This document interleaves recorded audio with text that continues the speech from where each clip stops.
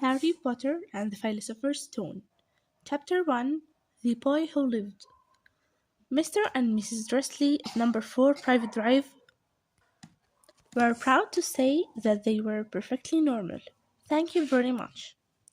They were the last people you'd expect to be involved in anything strange or mysterious, because they just didn't hold with such nonsense. Mr. Dursley was the director of a firm called Grunnings, which made drills.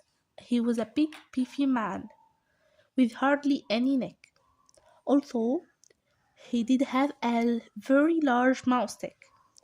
Mrs. Dursley was thin and blonde, and had nearly twice the usual amount of neck, which came in very useful as she spent so much of her time craning over garden fences, spying on the neighbors. The Dursleys had a small son called Dudley, and in their opinion there was no finer boy anyway. The Dursleys had everything they wanted, but they also had a secret, and their greatest fear was that somebody would discover it. They didn't think they could bear it if anyone found out about the Potters. Mrs. Potter was Mrs. Dursley's sister, but they hadn't met for several years. In fact, Mrs. Dursley pretended she didn't have a sister, because her sister and her good-for-nothing husband were as undresslish as it was possible to be. The Dursleys shuddered to think what the neighbors would say if the Potters arrived in the street. The Dursleys knew that the Potters had a small son too, but they had never even seen him. This boy was another good reason for keeping the Potters away. They didn't want Dudley mixing with a child like that. When Mr. and Mrs. Dursley woke up on the dull grey Tuesday, our story starts. There was nothing about the cloudy sky outside to suggest that strange and mysterious things would soon be happening all over the country. Mr. Dursley hummed as he picked out his most boring toy for work, and Mrs. Dursley gossiped away happily as she wrestled a screaming Dudley into his high chair. None of them noticed a large tawny owl flutter past the window.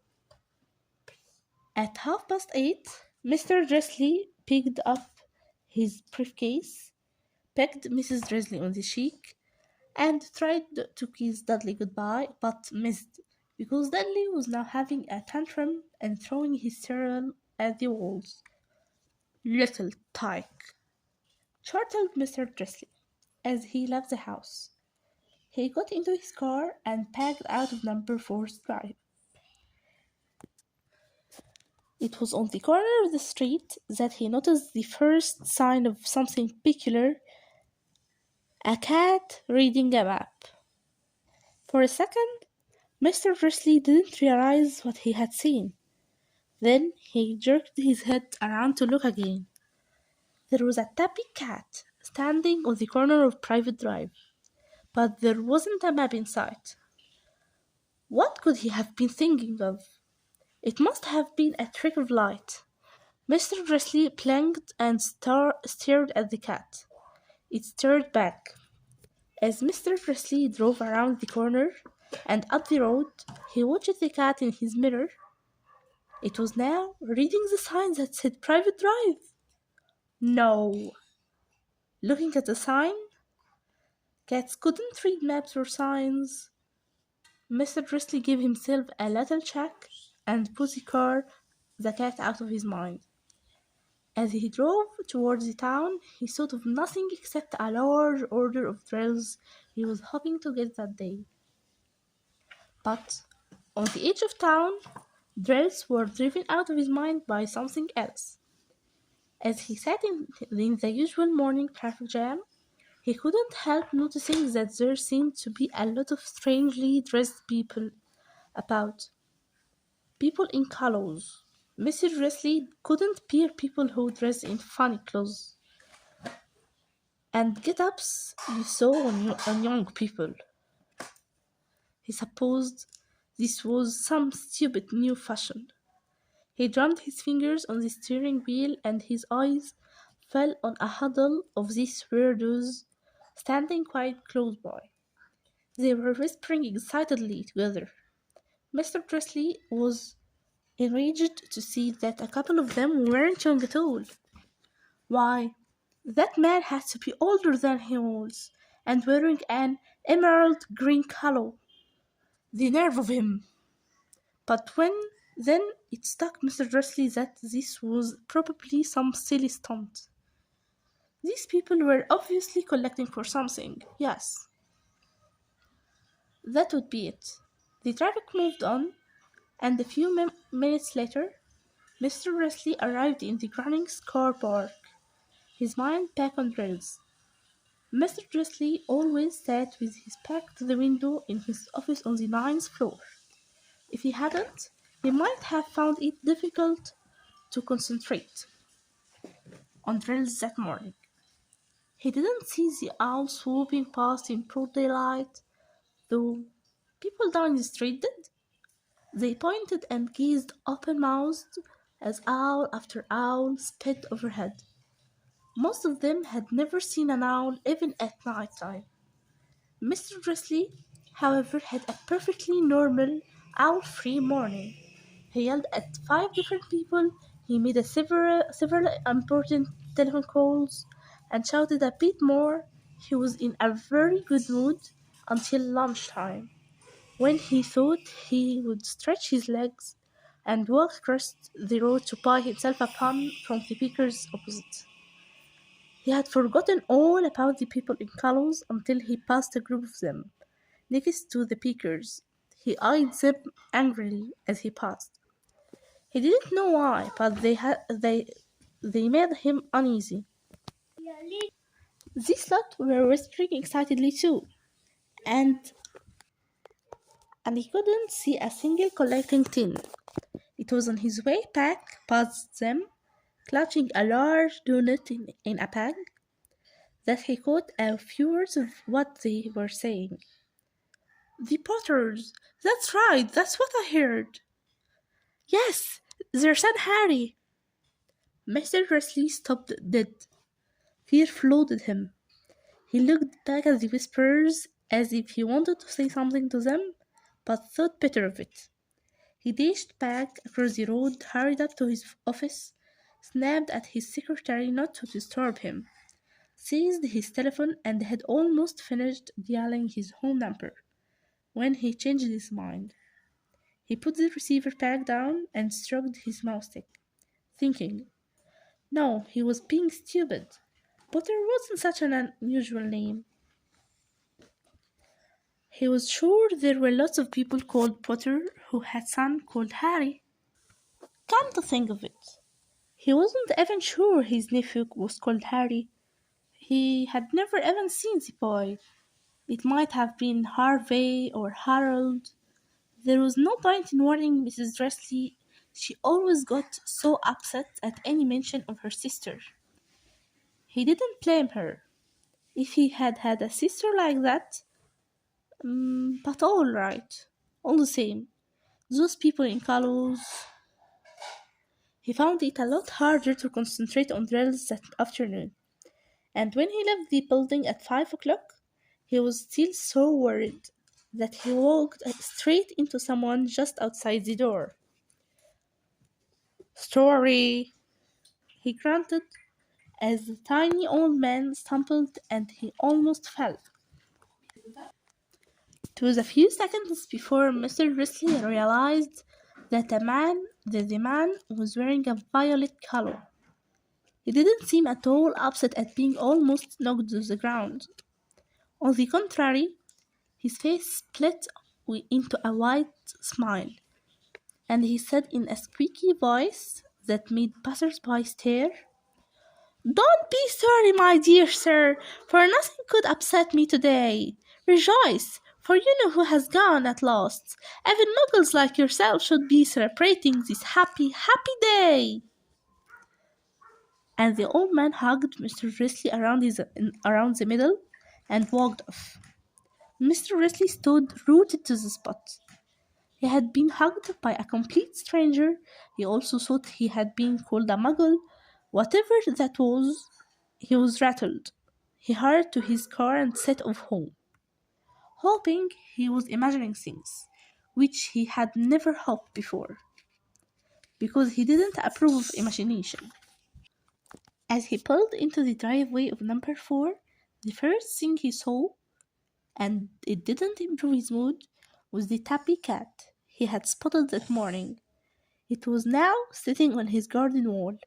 He was sure it was the same one. It had the same markings around its eyes. "Choo!" said Mr. Drisley loudly. The cat didn't move. It just gave him a stern look. Was this normal cat behavior? Mr. Drisley wondered. Trying to pull himself together, he let himself into the house. He was still determined not to mention anything to his wife. Mrs. Drisley had had a nice, normal day. She told him over dinner all about Mrs. Next Door's problems with her daughter, and how Dudley had learned a new word, shan't. Mr. Drisley tried to act normally. When Dudley had been put to bed, he went into the living room in time to catch the last report on the evening news. And finally, bird watchers everywhere have reported that the nation's owls have been behaving very unusually today. Although owls normally hunt at night and are hardly ever seen in daylight, there have been hundreds of sightings of these birds flying in every direction since sunrise. Experts are unable to explain why the owls have suddenly changed their sleeping pattern. The newsreader allowed himself a grin. Most mysterious, and now over to Jim McCoffin with the weather. Going to be any more showers of owls tonight, Jim? Well, Ted, said the weatherman, I don't know about that, but it's not only the owls that have been acting oddly today. Viewers as far apart as Kent, Yorkshire, and Dundee have been phoning in to tell me that instead of the rain I promised yesterday, they have had a downpour of shooting stars. Perhaps people have been celebrating bonfire night early. It's not until next week, folks. But I can promise a wet night tonight. Mr. Wesley sat frozen in his armchair. Shooting stars all over Britain, owls flying by daylight, mysterious people in colours all over the place, and a whisper. A whisper about the Potters. Mrs. Dresley came into the living room carrying 2 cups of tea. It was no good. He would have to say something to her. He cleared his throat nervously. Petunia, dear, you haven't heard from your sister lately, have you? As he had expected, Mrs. Dresley looked shocked and angry. After all, they normally pretended she didn't have a sister. No, she said sharply. Why? Funny stuff in the news, Mr. Dresley mumbled. Owls, shooting stars, and there were a lot of funny-looking people in town today. So, snapped Mrs. Dresley. Well, I just thought maybe it was something to do with, her lot. Mrs. Dresley sipped her tea through pursed lips. Mr. Dresley wondered whether he dared tell her he had heard the name Potter. He decided he didn't dare. Instead, he said as casually as he could, "Their son, he would be about Dudley's age now, wouldn't he?" "I suppose so," said Mrs. Dresley stiffly. "What's his name again? Howard, isn't it?" "Harry. Nasty common name, if you ask me." "Oh, yeah," said Mrs. Dressley. Said Mr. Dressley, his heart sinking horribly. Yes, I quite agree. He didn't say another word on the subject as they went upstairs to bed. While Mrs. Dressley was in the bathroom, Mr. Dressley crept to the bedroom window and peered down into the front garden. The cat was still there. It was staring down the private drive as though it was waiting for something. Was he imagining things? Could all this have anything to do with the Potters? If it did, if it got out that they were related to a pair of, well, he didn't think he could bear it. The Dresleys got into bed. Mrs. Dressley fell asleep quickly, but Mr. Dressley lay awake, turning it all over in his mind. His last comforting thought before he fell asleep was that even if the Potters were involved, there was no reason for them to come near him and Mrs. Dressley. The Potters knew very well what he and Petunia thought about them and their kind. He couldn't see how he and Petunia could get mixed up in anything that might be going on. He yawned and turned over. It couldn't affect them. How very young he was.